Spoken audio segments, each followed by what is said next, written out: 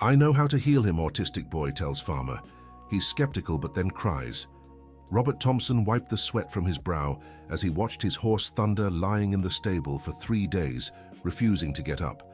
The best veterinarians in the area had already come by, all with the same grim diagnosis that made the farmer's heart ache. That's when a child's voice sounded behind him, clear as the song of the cardinals that woke the farm every morning. Robert turned and saw a thin boy about 10 years old standing at the stable entrance. I know how to heal him, the boy said, pointing at Thunder with a certainty that seemed beyond his years. Robert felt a mix of irritation and despair. How had this child gotten onto his property, and where were his parents? The farmer was about to send the boy away, when something in the child's determined gaze made him hesitate. Who are you, boy? How did you get in here? Robert asked, trying to keep his voice steady despite the exhaustion of the past few days. My name is Ethan. My mum works at Mr. Franklin's farm across the road. I come here every morning to see the horses. But today I felt Thunder was sad. Robert studied the boy more closely. Ethan had messy brown hair, simple but clean clothes, and a peculiar way of avoiding direct eye contact when he spoke. There was something different about him, a slow, focused way of talking. Ethan, right? Robert sighed. Look, son, I know you mean well, but the vet's already checked Thunder. He has a condition that... He's not sick, Ethan interrupted, walking slowly toward the horse. He's scared, really scared. A shiver ran down Robert's spine. How could this boy know something Dr. Peterson, the most respected vet in the area, hadn't figured out? Ethan, you can't get close to Thunder right now. He might react badly But the boy was already kneeling beside the horse, reaching out slowly. To Robert's surprise, Thunder didn't stir. Instead, the animal twitched his ears slightly, something he hadn't done in days. See? Ethan whispered, not taking his eyes off the horse. He heard me. He knows I want to help. Just then, a woman appeared at the stable entrance, breathless and clearly worried. Ethan! Oh my lord, I've been looking everywhere for you, she called, rushing forward. I'm so sorry, sir, my son ran off again. Robert looked at the woman, who appeared to be in her 40s, with black hair tied in a ponytail and work clothes stained with dirt. She was visibly distressed. I'm Margaret, Ethan's mother. I work at the neighboring farm. He has some special challenges and sometimes sneaks off to see the animals. Please don't mind him. Mum, I didn't run off, Ethan said, still kneeling beside Thunder. I came to help Thunder. He needs me. Margaret approached her son carefully. Ethan, you can't bother people like this. Let's go now. Wait, Robert said, surprising himself. How does your son know my horse's name? Margaret paused, looking confused at Ethan. I don't know. Ethan, how do you know the horse's name? Ethan finally lifted his eyes, glancing briefly at Robert before looking down again. I hear Mr. Charlie talking to Walter every morning when they come to work. They always talk about Thunder. Robert mentally confirmed. Charlie and Walter were his oldest employees, and they did arrive early to tend to the animals. It made sense the boy had overheard them. Ethan has autism, Margaret explained softly. He's very smart, but he struggles with social things. Since he was little, he's had a special connection with animals. It's like he understands them in a way we don't. Robert watched Ethan, who was now gently stroking Thunder's neck.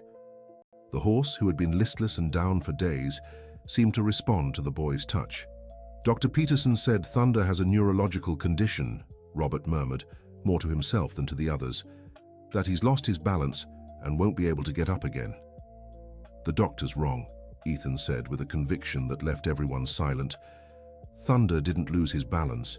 He lost his confidence. 3 nights ago, there was a really bad storm. The thunder scared him. Now he thinks if he gets up, the noise will come back. Robert felt his heart race. There had indeed been a terrible storm 3 nights ago, and Thunder had always been a horse sensitive to loud noises. But how had the boy figured that out? Ethan, Robert said, kneeling beside him, how do you know that? I feel it, Ethan answered simply. When I touch animals, I feel what they feel. Thunder's really scared, but he wants to get up. He just needs someone who understands his fear. Margaret looked at her son with a mix of pride and worry. Mr. Thompson, I know it sounds strange, but Ethan really does have a special gift with animals. At home, he's taken care of all kinds of hurt critters. Birds with broken wings, cats that showed up injured. He always knew how to help. Dear listener, if you're enjoying the story, don't forget to like and especially subscribe to the channel. It helps us a lot as we're just starting out. Now back to the story. Robert was torn between rationality and something he couldn't explain. All his life experience told him to trust science, Dr. Peterson, and traditional methods. But there was something in the boy's certainty that made him question everything. What do you need to help Thunder? Robert asked, surprising himself with the question. Ethan smiled for the first time since he'd arrived. I need to come here every day at sunrise. I need to stay with him, talk to him, show him there's no more scary noise, but it'll take a few days. Ethan, you can't leave the house every day at dawn, Margaret protested. It's dangerous, and besides, you have school. Mom, please. Ethan turned to her with pleading eyes. Thunder needs me. I promise I'll go to school after, but early in the morning before sunrise, I need to be here. Robert watched the interaction between mother and son. He could see the conflict on Margaret's face. As a mother, she wanted to protect Ethan, but she also recognized her son had a special gift. What if I pick Ethan up every morning? Robert suggested. I'll swing by Franklin's farm, get the boy. He'll stay here an hour with me and Thunder, and then I'll take him to school. Margaret hesitated. Mr. Thompson, you don't have to go to the trouble. Ethan can be different sometimes, and I don't want that to cause problems for you. Mom.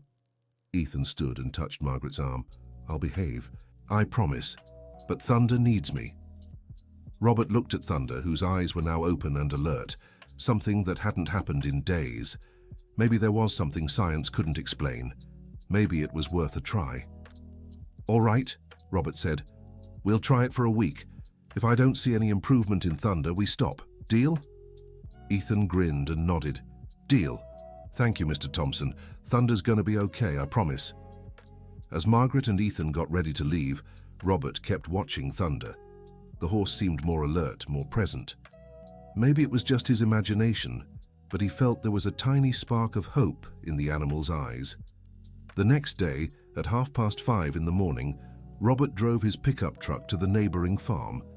Ethan was already waiting outside the small house he shared with his mother, wearing a brown t-shirt and simple pants, carrying a small backpack. Good morning, Mr. Thompson, said Ethan, climbing carefully into the truck. Good morning, Ethan. Ready to help Thunder? Yes, sir. I brought a few things that might help. Robert was curious about what might be in the boy's backpack, but decided to wait and see. When they arrived at the stable, Thunder was still lying down, but this time his eyes were open, as if he was waiting for something. Ethan approached slowly, pulling out a small wooden flute from his backpack. What's that? Asked Robert. My grandfather made it for me before he left, Ethan explained. He said music calms frightened animals. I'll play a soft tune for Thunder so he knows this is a safe place. Ethan sat on the ground beside the horse and began to play a gentle, melancholic melody. The notes floated through the stable like soft caresses in the air. Robert watched, fascinated, as Thunder visibly relaxed. The horse's ears twitched toward the sound, and his breathing grew calmer. See how he likes it? Ethan whispered, pausing for a moment. Now he knows there's nothing scary here. For 20 minutes, Ethan alternated between playing the flute and whispering to Thunder, telling stories about other animals he'd helped. Robert was impressed by the boy's patience and dedication. When it was time to take Ethan to school, Robert noticed Thunder followed the boy's every movement with his eyes until he left the stable. In the days that followed, a routine developed. Ethan arrived before dawn, spent time with Thunder, and then went to school. Robert began noticing small changes in the horse. Thunder ate better, stayed awake longer, and responded to Robert's calls, something he hadn't done in days. On the fourth day, Dr. Peterson came to the farm for a follow-up visit. How's Thunder doing, Robert? Asked the vet, a 60-year-old man with graying hair and small glasses. Better, Robert answered cautiously. He's eating more alert. Dr. Peterson examined Thunder, checking his reflexes and observing the animal's behavior. Interesting, he murmured. There's slight improvement, but it doesn't change the diagnosis. The neurological condition is still there. Don't fool yourself, Robert. Thunder won't get up. Doctor, what if it's not a neurological condition? What if it's psychological trauma? Dr. Peterson laughed dismissively. Robert, horses don't have psychological trauma like humans. That's movie stuff. The diagnosis is clear. Neurological degeneration. The animal needs to be put down before he suffers more. But he's getting better, Robert insisted. Small improvements before the final decline are common, Dr. Peterson replied, packing his tools. You're just torturing yourself, Robert. Face reality. After the vet left, Robert felt confused and distressed. Who was right? The experienced doctor or the special boy? The next day, Ethan noticed Robert's sadness right away. The doctor came yesterday, didn't he? Ethan asked. How did you know? Thunder's a little nervous today. He doesn't like the doctor's smell. The doctor thinks Thunder won't get better, doesn't he? Robert nodded, amazed by the boy's perception. Ethan, Dr. Peterson is a respected professional. He studied for years. He has experience. I know, Ethan interrupted gently. But sometimes adults know a lot about illnesses and forget to understand feelings. Thunder isn't sick in his body. He's sick in his heart. Those words echoed in Robert's mind all day. That night, he searched online about trauma in horses and was surprised to find several studies confirming that horses could develop fears and phobias that affected their physical behavior. The following week, something unexpected happened. Ethan didn't show up for the morning session. Robert waited until 6:30 and then went to the neighboring farm to see what had happened. He found Margaret in the kitchen, her eyes red from crying. Margaret, what happened? Where's Ethan? Mr. Thompson, she sighed deeply. The school principal called me yesterday. He said Ethan has been skipping classes, that he's distracted when he does go and that he only talks about the horse. He thinks Ethan is becoming obsessive and suggested we stop these visits to Thunder. And what did you decide? I don't know what to do, Margaret began to cry. Ethan didn't sleep all night saying Thunder needs him, that today is an important day. But what if the principal is right? What if I'm hurting my son by letting him get so wrapped up in this? Robert felt his heart tighten. He could see the anguish of a mother torn between protecting her child and respecting his special nature. Where is Ethan now? Locked in his room, crying, Margaret replied. He said he won't eat until he can see Thunder. Robert went up to Ethan's room and knocked gently. Ethan, it's Robert. Can I come in? The door opened slowly. Ethan's eyes were red, his clothes wrinkled. Mr. Thompson, please let me see Thunder today. It's really important. I feel like today he's ready to try standing up. Ethan, your mom is worried about you. The school says you're not paying attention in class. I know school is important, Ethan said, his voice trembling. But Thunder is important too. When he's better, I promise I'll focus more in school, but if I don't go today, he might give up forever. There was something in the boy's urgency that deeply moved Robert. He looked at Margaret, who had followed him upstairs. What if we do this, Robert suggested. Ethan goes to Thunder today, but promises to put more effort into school afterward. And I'll talk to the principal, explain the situation. Margaret hesitated, but seeing her son's desperation, she agreed. When they reached the stable, Robert immediately noticed something was different. Thunder was more restless, moving his head from side to side, as if preparing himself for something. See, Ethan said, approaching the horse. He knows today's the day. He's gathering his courage. Ethan knelt beside Thunder and began speaking softly to him, running his hands along the horse's neck and mane. Thunder, you're strong. You've always been strong. That noise that scared you is gone. You're safe here. I'm here with you. Mr. Thompson is here with you. You can stand up. You can do it. To Robert's surprise, Thunder began moving his front legs as if trying to find the strength to rise. Come on, Thunder, Ethan murmured. Slowly. No rush. One step at a time. The horse strained, lifted his head, planted his front hooves on the ground, but couldn't complete the motion. He collapsed back, panting. Don't give up. Ethan whispered. You almost did it. Let's try again. Robert was both fascinated and moved. He could see the horse's genuine effort, something he hadn't seen in 2 weeks. For an hour, Ethan patiently encouraged Thunder. The horse made several attempts, each one bringing him a little closer to success. Ethan, said Robert gently, maybe we should stop for today. Thunder is pushing himself too hard. Just one more time, Ethan pleaded. I feel like he's almost got it. Ethan positioned himself in front of Thunder, looking straight into the animal's eyes. Thunder, you know I believe in you. I know you can do this. Now stand up with me. Let's count together. 1, 2, 3. On 3, Thunder made a coordinated, powerful movement. He lifted his front legs, planted them on the ground, and with one final effort managed to stand. The horse swayed a little, still unsteady, but he was on his feet. Ethan smiled with tears in his eyes. I knew you could do it, he said, hugging Thunder's neck. Robert felt something he hadn't felt in a long time. Warm tears began rolling down his face, tears of emotion, relief, and something he couldn't quite name. A man who had always prided himself on his practicality and skepticism was crying over the dedication of a special boy and the recovery of his horse. Ethan, Robert said, his voice trembling, thank you. Thank you so much. Ethan turned and for the first time looked Robert straight in the eyes.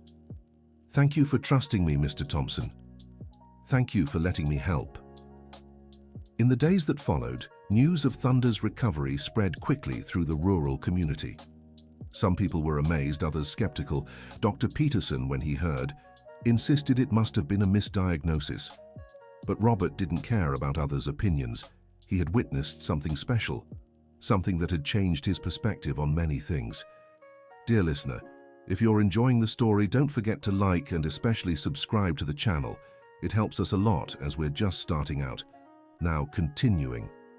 3 weeks later, Robert faced a difficult situation. His younger brother, Richard, showed up at the farm with an unexpected offer. Robert, I got a really good offer for Thunder, said Richard, a 45-year-old man who worked as an animal broker. A breeder from Tennessee is offering an amount that would solve all your financial problems. Robert was surprised. He hadn't told anyone about his money troubles, but Richard always had a sharp eye for business. What kind of amount? Robert asked cautiously. $100,000, Richard replied. Cash. Enough to pay off the farm's debts and still have some left over. Robert felt his heart race. There were indeed debts weighing on him, especially with the bank. The farm was going through a tough time and this money would solve a lot of problems. But why would anyone pay so much for Thunder? The buyer heard about his recovery story. He believes Thunder has some kind of special resilience, that he could sire a valuable bloodline. It's a once-in-a-lifetime opportunity, Robert. That night, Robert couldn't sleep. The offer was tempting, but the thought of selling Thunder troubled him deeply. The horse wasn't just an animal to him. He was part of his life, and now he'd become a symbol of something much greater. The next morning, Ethan immediately sensed something was wrong. Mr. Thompson, why are you sad? The boy asked. Robert hesitated, but decided to be honest with Ethan. Ethan, someone made an offer to buy Thunder. A really good offer, one that would solve a lot of my problems. Ethan stayed quiet for a moment, stroking Thunder's mane. Thunder doesn't want to leave, he finally said. He likes it here. He likes you, and he knows I need him. Ethan, sometimes adults have to make hard choices. Choices we don't want to make, but have to. I understand, Ethan said. My mother sometimes has to work places she doesn't like because she needs the money, but Thunder isn't just money, right? He's family. Those simple words hit Robert like a bolt of lightning. Ethan was right. Thunder was family, and family isn't for sale. You're right, Ethan. Thunder stays. When Robert told his brother Richard about his decision, the man was furious. Robert, have you lost your mind? It's a fortune. For an old, sick horse. Thunder isn't sick anymore, Robert replied calmly. And he's not just a horse. He's part of our history. Our history? Richard laughed bitterly. Robert, sentimentality doesn't pay the bills. The bank is demanding the overdue payments. If you don't take this offer, You could lose the whole farm. A chill ran down Robert's spine. Richard was right about the debts, but he still couldn't bring himself to sell Thunder. In the days that followed, the pressure grew. The bank called about the late payments. Richard showed up daily, insisting on the sale, and Robert began to wonder if he was being selfish by keeping Thunder. Then Margaret came to him for an unexpected talk. "Mr. Thompson, may I speak with you?" she asked after Ethan finished his morning session with Thunder. "Of course, Margaret. What is it?" "I heard you're having money troubles and someone wants to buy Thunder." Robert was surprised. He hadn't realized the news had spread. "It's true," he admitted. "I'd like to propose something," Margaret said nervously. "What if I bought a share of the farm? I don't have much, but I've got some savings. I could pay part of the debts, and in return, Ethan and I could live here and help with the work." Robert was touched but worried. "Margaret, that's very generous, but I can't take your savings. And besides, it might not be enough to fix everything." "Then let me help another way," she insisted. "Ethan has a special gift. He could work with other sick animals. People would pay to bring their animals here. We could turn part of the farm into an alternative treatment place." Robert paused. The idea was interesting but risky. "Do you really think it would work?" "I know it would," said a voice behind them. Robert and Margaret turned to see Ethan approaching, Thunder walking calmly beside him. "Ethan, were you listening?" Margaret asked. "Sorry, Mum, but I wanted to say something. I've helped other animals before. At Mr. Franklin's farm there was a goat with a bad leg. I helped her, and Mrs. Henderson's dog was really sad after his owner left. I talked to him, and he got better." "Ethan's right," Margaret confirmed. "He truly has a gift. People have already started coming to him for help." Robert looked at Ethan and Thunder, walking side by side like old friends. Maybe there was a way to solve the money problems without giving up what really mattered. "Let's try it," Robert said. "Let's see if we can make this work." In the weeks that followed, they put the plan into action. Margaret used her savings to pay off the most urgent debts. Ethan began working with other animals people brought in, and Robert fixed up part of the farm to accommodate Ethan's patients. The first official case was a hunting dog that had stopped eating after an accident. His owner, a neighbor named Jack, was desperate. "Dr. Peterson said there's nothing physically wrong with Duke," Jack explained. "But he hasn't eaten in 5 days. He's wasting away." Ethan examined the dog carefully, running his hands over the animal's body, observing its reactions. "Duke is in pain, but it's not physical pain," Ethan said after a few minutes. "It's pain of the soul. He feels guilty about something." "Guilty?" Jack was confused. "What do you mean?" "In the accident, was another animal hurt?" Ethan asked. Jack turned pale. "How did you know?" "Yes, my mare tripped and fell when Duke was running beside her. She broke her leg and, well, we had to put her down." "Duke thinks it's his fault," Ethan explained. "He believes if he hadn't run so fast, the mare wouldn't have fallen. That's why he won't eat. He thinks he doesn't deserve to." Jack was stunned. "But how can I explain to him that it wasn't his fault?" "Leave it to me," Ethan said. The boy spent the next hour whispering to Duke, telling him stories about other animals who had gone through similar situations, explaining that accidents happen and it wasn't his fault. Gradually, Duke began lifting his head, wagging his tail, showing signs of life. "Now he understands," Ethan said, "but he needs time to forgive himself. Bring him here every day for a week. I'll keep talking to him." In 5 days, Duke was eating normally and had regained his energy. Jack was so impressed he spread the word throughout the area. Dear listener, if you're enjoying the story, don't forget to like and especially subscribe to the channel. It helps us a lot as we're just starting out. Now, continuing. Soon, more cases began arriving. A cat who stopped using the litter box after a baby was born in the family. A horse who refused to be ridden after falling with its rider.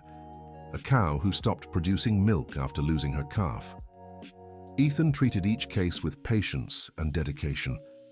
He didn't always succeed, but his success rate was impressive. People began traveling from distant towns to bring their animals. Dr. Peterson, initially skeptical and then openly hostile toward Ethan's work, began to feel his clientele shrinking. "This is quackery," he complained at a meeting of the Regional Veterinary Association. A boy with no training, no scientific knowledge is deceiving desperate people. Some colleagues agreed, but others started questioning whether traditional veterinary medicine was missing something. The tension reached its peak when Dr. Peterson decided to take drastic action. He contacted the health authorities, claiming Ethan was practicing veterinary medicine without a license. One morning, 3 inspectors showed up at Robert Thompson's farm. "We're from the health department," said the leader of the group, a middle-aged man in an official uniform. "We've received a complaint about the illegal practice of veterinary medicine on this property." Robert felt his heart race. This was exactly what he had feared might happen. "Sir, we don't practice veterinary medicine here," Robert explained. "Ethan just talks to the animals, offers them companionship, affection." "According to the complaint, you charge for these services," the inspector said, "and promise cures for sick animals. That constitutes illegal practice." Ethan, who had been in the stable with Thunder, overheard the conversation and approached timidly. "Sir, I don't practice medicine," he said, his voice soft but firm. "I just talk to animals, like people talk to sad people." The inspector studied Ethan and immediately realized he was dealing with a special child. "Son, who taught you to treat animals?" "No one taught me," Ethan replied. "I've always known. It's like breathing. I didn't learn to breathe, I just breathe." The inspector turned back to Robert. "Sir, we'll need to seal the facilities until this is legally resolved. You can appeal, but until then you can't take in any more animals." Robert felt his world crumbling. They had worked so hard to build something special, and now it was all being destroyed by bureaucracy and envy. That night, the family gathered to decide what to do. Margaret was discouraged, Robert worried, and Ethan confused about why he could no longer help the animals. "Maybe we should accept that this isn't going to work," Margaret said sadly. "Maybe we should go back to Franklin's farm." "No," Ethan said firmly. "The animals need me. Thunder needs me. I won't give up." "Ethan, son, sometimes we have to accept things as they are," Robert said gently. "Like how Thunder accepted he couldn't get up?" Ethan asked, looking straight at Robert. "If everyone had accepted things as they were, Thunder would still be lying in the stable." That answer left everyone silent. Ethan was right. If they had accepted the initial diagnosis, Thunder would never have recovered. The next morning, a surprise awaited them. Jack, the owner of the Dog Duke, was at the farm's gate with over 20 people. "Robert," Jack said, "we heard what happened yesterday. We came to show our support for Ethan." Among the crowd were the owners of every animal Ethan had helped. Each had a story about how the boy had transformed their pets' lives. "Ethan isn't a veterinarian," said an elderly woman named Mrs. Henderson. "But he saved my cat Princess when even Dr. Peterson couldn't figure out what was wrong with her. And my horse Lightning," added another farmer. Ethan realized he was afraid of saddles because of a bad experience. Now he's riding normally again. "What Ethan does isn't medicine," Jack said. "It's something much simpler and much more complex at the same time. It's love, patience, understanding, things you don't learn in school." Robert was moved by the community's support. "What do you suggest we do?" he asked. "Let's organize a petition," Mrs. Henderson suggested.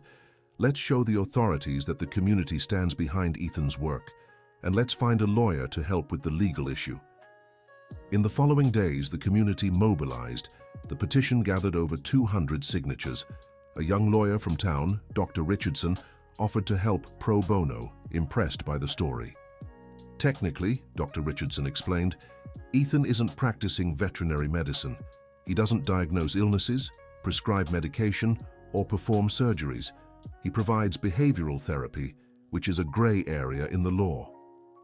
"And is that enough to solve the problem?" Robert asked. "We'll argue that Ethan offers an animal wellness service, similar to what therapists do for humans. As long as he doesn't claim to cure physical illnesses, it should be within the law."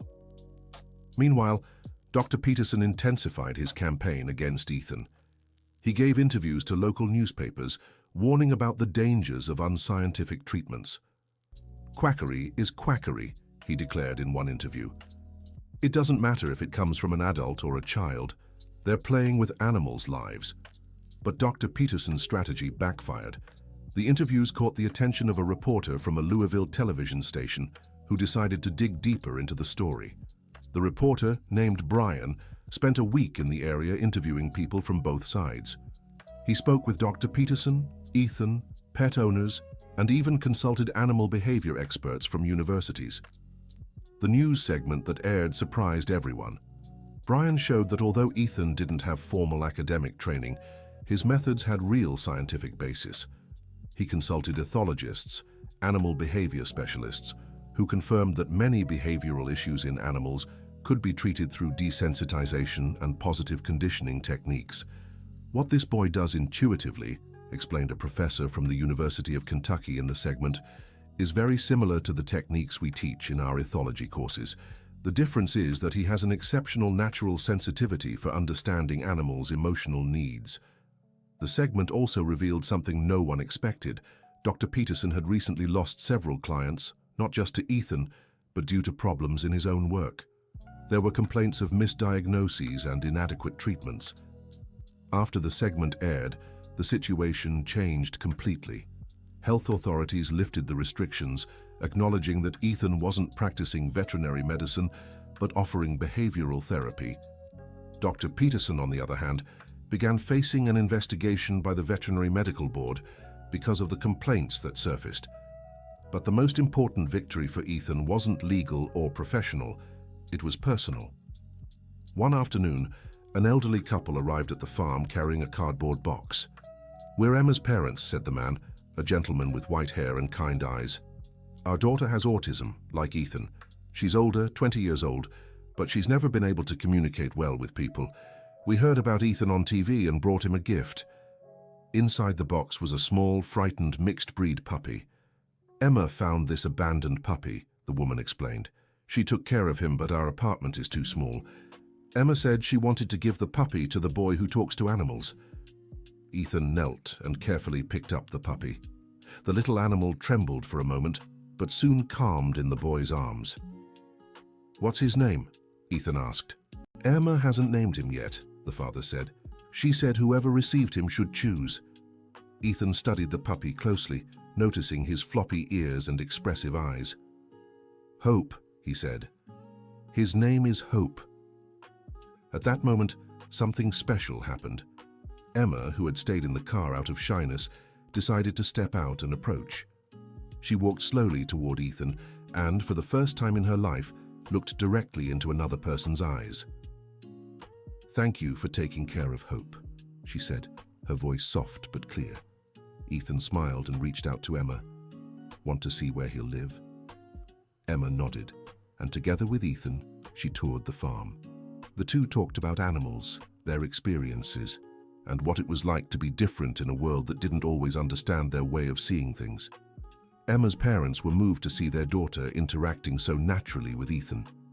"In 20 years, we've never seen Emma so comfortable with another person," the mother whispered to Robert. When Emma's family left, promising to visit again, Ethan stayed outside playing with Hope in the yard.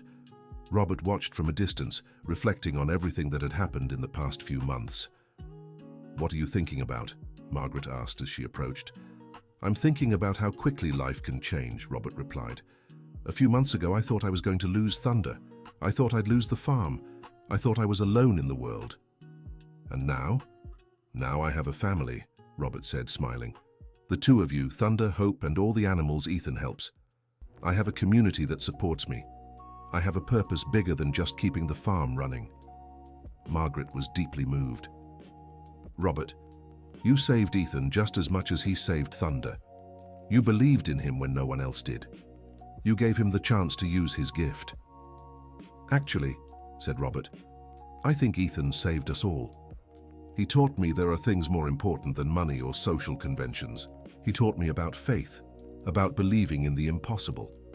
That night, as had become tradition, Ethan told stories to Hope while Thunder grazed peacefully in the pasture. Robert and Margaret watched from the porch, planning improvements for the farm and dreaming about the future. "You know what I find most amazing about all this, Cam?" said Margaret. "What? Ethan didn't just heal Thunder, he healed all of us. You found a new family. I found stability and purpose. The community found a way to support someone special. And Ethan found a place where he could be himself without judgment." Robert nodded, watching Ethan and his new four-legged friends. Sometimes I wonder what would have happened if I'd sent Ethan away that first day, if I'd only listened to Dr. Peterson. But you didn't, said Margaret. You listened to your heart, and your heart knew Ethan was special. No, Robert corrected. My heart knew Ethan was sincere. And sometimes, sincerity is more powerful than any medicine. In the months that followed, Robert's farm became something unique in the region. While still a working farm, it also became a refuge for animals with behavioral issues and a place of hope for families with special needs children. Ethan developed a structured routine that balanced his passion for animals with his school responsibilities. He began attending a specialized school where his unique talents were valued and nurtured. Robert renovated part of the house so Margaret and Ethan could live there permanently. Their presence brought new life to a home that had been quiet for many years. Thunder became a kind of mentor to the other animals that arrived frightened or traumatized. His own recovery served as inspiration, showing it was possible to overcome fears and live fully again.